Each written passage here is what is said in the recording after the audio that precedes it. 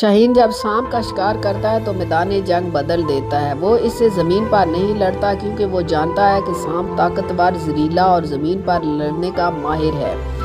ये उसे उठाकर आसमान पर ले जाता है और उसे ऊंचाई पर ले जाकर छोड़ देता है, क्योंकि सांप में हवा में तवाज़ुन बरकरार रखने की सलाहियत नहीं है और ना ही इसमें हवा में लड़ने की ताकत और महारत है। इसलिए सांप हवा में कमज़ोर होता है और शाहीन इसका आसानी से शिकार कर लेता है। अगर आपको भी ज़िंदगी में किसी सांप का सामना है तो आपको उससे ज़मीन पर लड़ने की ज़रूरत नहीं, शाहीन की तरह जंगे मैदान बदल दीजिए।